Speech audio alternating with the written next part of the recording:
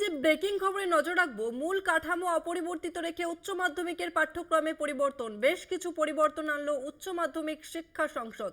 পাঠ্যক্রমের পরিবর্তন শুধু ইভেন্ট সেমিস্টারই করা হয়েছে পড়ুয়াদের সুবিধার্থে। এই বদল এমনটাই কিন্তু জানা যাচ্ছে। আর এই নিয়ে আরো বিস্তারিত জানবো, আমাদের সঙ্গে ফোনলাইনে রয়েছে প্রতিনিধি শুভঙ্কর মণ্ডল। শুভঙ্কর, ঠিক কি কি পরিবর্তন করা হলো? দেখো, এই মুহূর্তে গুরুত্বপূর্ণ খবর এবং সবথেকে বড় খবর এটি যে উচ্চ মাধ্যমিকের যে পরিকাঠামো বা যে সিলেবাস বা পাঠ্যক্রম, তার মধ্যে কিন্তু মূল কাঠামোকে অপরিবর্তিত রেখে তাসমিনা বেশ কিছু গুরুত্বপূর্ণ পরিবর্তন করা হয়েছে। তার মূল কারণ হচ্ছে, তুমি জানো বা দর্শকরা জানে যে এই বছর থেকেই কিন্তু সেমিস্টার সিস্টেম চালু হয়েছে উচ্চ মাধ্যমিক স্তরে, অর্থাৎ একাদশ থেকে সেমিস্টার সিস্টেম চালু হয়েছে।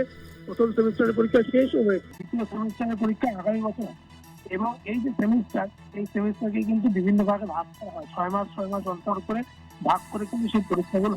এক্ষেত্রে দেখা যাচ্ছে যে সিলেবাস নতুন তৈরি করা হয়েছিল এই সেমিস্টার সিস্টেমে, সেখানে কিন্তু পড়ুয়াদের বেশ কিছু বিষয়, বেশ কিছু সাবজেক্টে বেশ কিছু বিষয় কিন্তু তাদের কাছে বোধগম্য হচ্ছিল না, বেশ কঠিন ছিল। শুধু তাই নয়, শিক্ষকদের পড়ুয়াদের সেই সব বিষয় বোঝাতে সমস্যা হচ্ছিল। এর মধ্যে বাংলার কিছু বিষয় রয়েছে, ইতিহাস রয়েছে, ইংরাজি রয়েছে, এরকম বেশ কিছু বিষয় রয়েছে।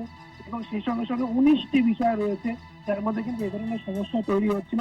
সেই কারণে শুধুমাত্র শিক্ষক নয়, শিক্ষক সংগঠনগুলি থেকে আবেদন করা হয়েছিল উচ্চ মাধ্যমিক শিক্ষা সংসদকে, যাতে পরিকাঠামোগত বা মূল কাঠামোকে অপরিবর্তিত রেখে সিলেবাসে পরিবর্তন আনা হয়, যাতে পড়ুয়ারা সুবিধা পান, পড়াশোনা করতে পারেন, তারা সিলেবাস শেষ করা যায়, এই যাবতীয়। এবং উচ্চ মাধ্যমিক শিক্ষা সংসদের কাছে যখন এই আবেদন জমা পড়ে, উচ্চ মাধ্যমিক শিক্ষা সংসদ কিন্তু গভীরভাবে সেটি নিয়ে আলোচনা করে এবং একটি সিদ্ধান্ত উপনীত হন যে মূল কাঠামোকে অপরিবর্তিত রেখে সাবজেক্ট গুলো যেখানে যেখানে বোধগম্য পড়ুয়াদের হচ্ছে না, সেই সব সাবজেক্ট গুলোতে যেই সব প্যারাগুলো রয়েছে সেগুলোকে তারা বাদ দেবেন।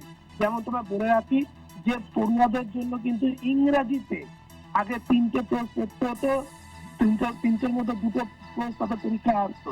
এবার তাদের অপশন বাড়ানো হয়েছে, 4টে কোর্স সেখানে করা হয়েছে।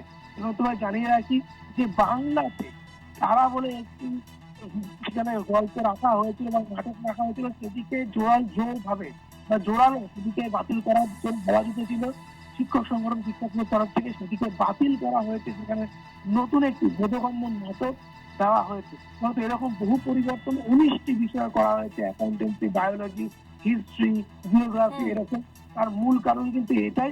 এবং তোমায় জানিয়ে রাখি যে চিরঞ্জীব ভট্টাচার্য উচ্চ মাধ্যমিক শিক্ষা সংসদের সভাপতি, তিনিও কিন্তু বিষয়টি স্পষ্টভাবে জানিয়ে পড়ুয়াদের বোধগম্যতার জন্য কেন ইভেন্ট সেমিস্টারে পরিবর্তন করা হয়েছে।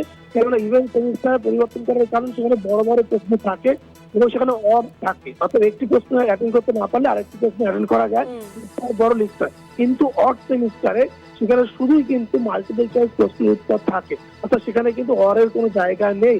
একটি প্রশ্ন অ্যাটেন্ড করতে না পারলে অন্যটি বলা যাবে না, এরকম না। অর্থাৎ অনেক দিক বিবেচনা করেই কিন্তু এত বড় সিদ্ধান্ত নেওয়া হয়েছে, যেটা আমরা কলকাতা টিভির মাধ্যমে এই মুহূর্তে তুলে ধরছি। ধন্যবাদ তোমাকে শুভঙ্কর।